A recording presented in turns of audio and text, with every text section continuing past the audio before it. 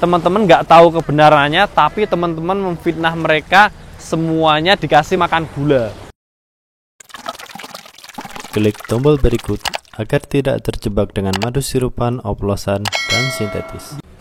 Assalamualaikum warahmatullahi wabarakatuh. Semoga teman-teman senantiasa dirahmati oleh Allah Subhanahu wa taala, diberi kesehatan dan dijauhkan dari madu SOS. Teman-teman, di sini saya mau menjelaskan, mau mengungkapkan tentang asal usul madu ternak, teman-teman. Madu sebenarnya madu ternak, istilah madu ternak ini kurang pas. Kita harus menggantinya menjadi madu yang dihasilkan oleh lebah ternak, bukan madu ternak, teman-teman. Karena nggak ada madu yang diternakkan, yang ada lebahnya yang ditangkarkan, lebahnya yang diternakkan, lebahnya yang dibudidayakan, seperti itu, teman-teman. Jadi begini, di masyarakat itu madu yang dihasilkan oleh lebah ternak, terutama Apis mellifera dan juga cerana, itu dipandang negatif, dipandang sebagai madu yang selalu dipasih pakan gula, karena ada istilah ternaknya, teman-teman. Sebenarnya persepsi ini sangat salah ya, teman-teman. Nggak benar dan nggak pas. Karena nyatanya apa? Nyatanya di Indonesia ini masih banyak juga peternak yang jujur, peternak yang amanah, peternak yang mencari madu yang benar-benar murni, teman-teman.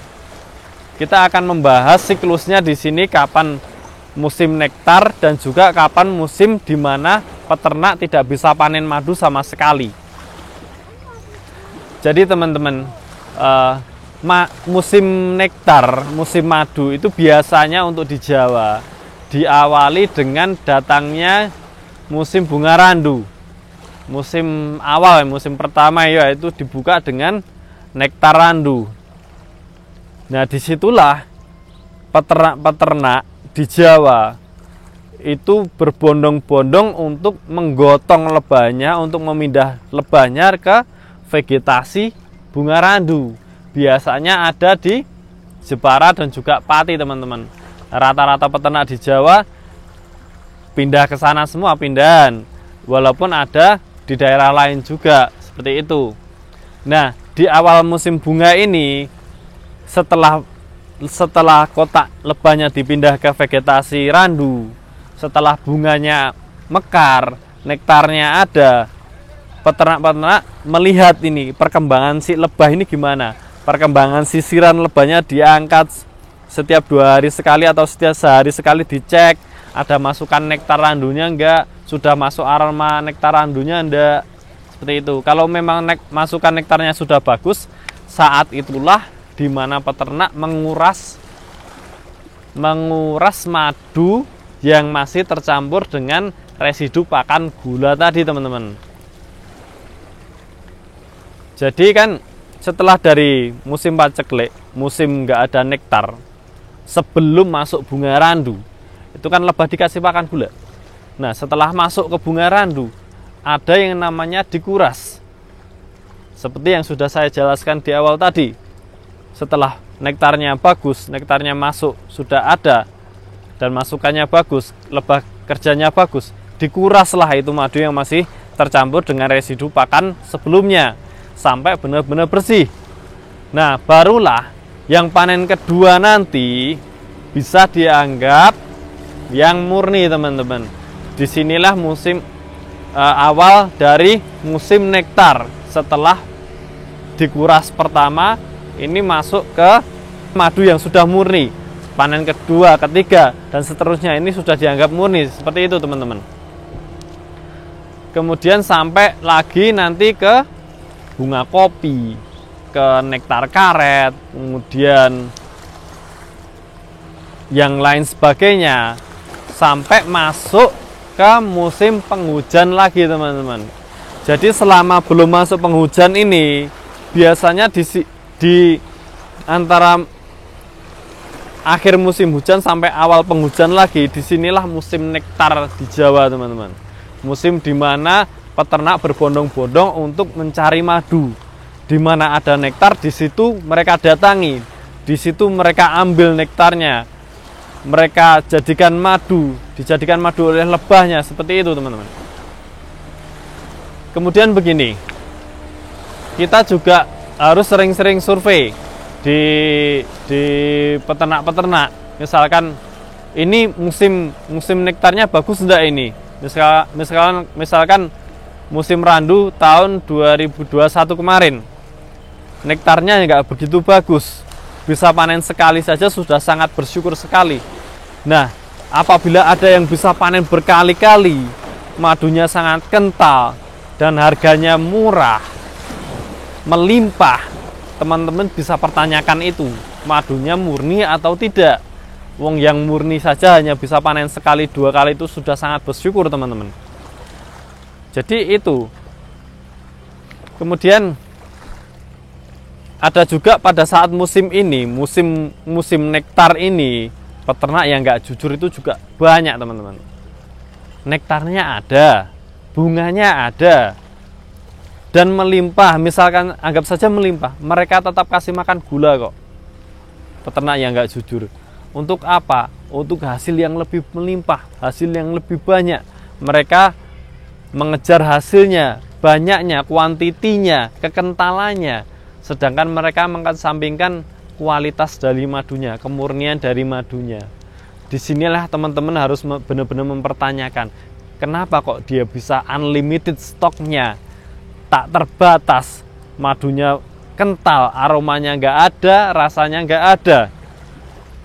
Bisa kita simpulkan madunya pasti sirupan kalau seperti itu teman-teman. Kemudian sampai ke awal musim penghujan lagi.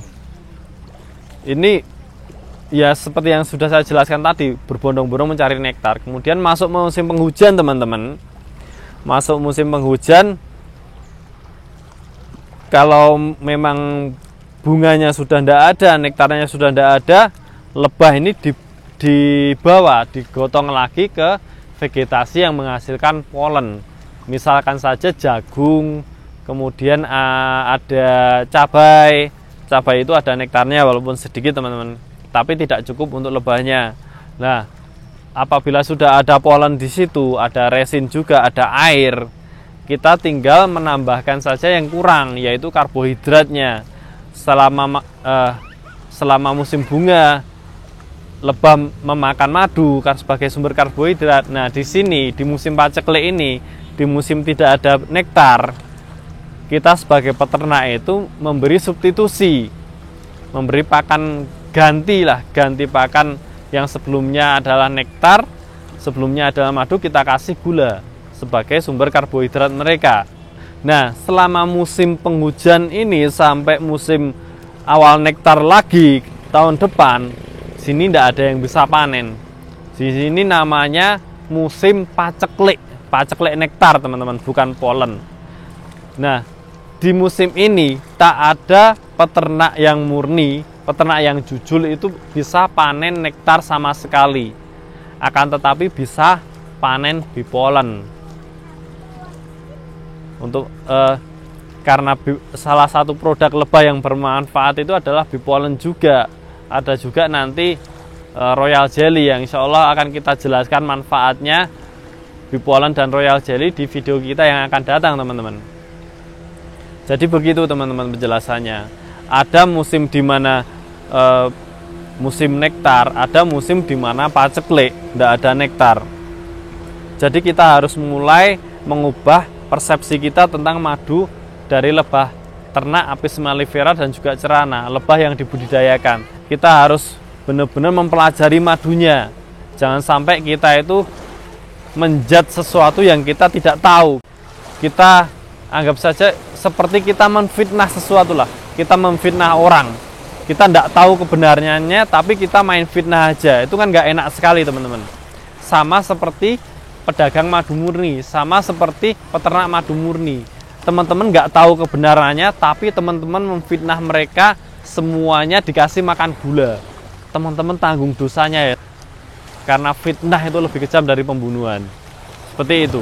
Jadi kita harus mempelajari, kita harus mencari informasi tentang madu dari lebah ternak Apis mellifera dan juga lebah apis cerana teman-teman, khususnya di Jawa, agar teman-teman tidak asal menuduh, tidak asal memfitnah bahwa ini madunya sirupan, ini madunya dikasih pakan gula, karena nyatanya nggak semuanya seperti itu teman-teman. Semoga info ini bermanfaat buat teman-teman semua. Jangan lupa klik subscribe dan juga bunyikan tombol lonceng agar tidak ketinggalan info-info kita selanjutnya teman-teman. Barakallahu fikum. Wassalamualaikum warahmatullahi wabarakatuh.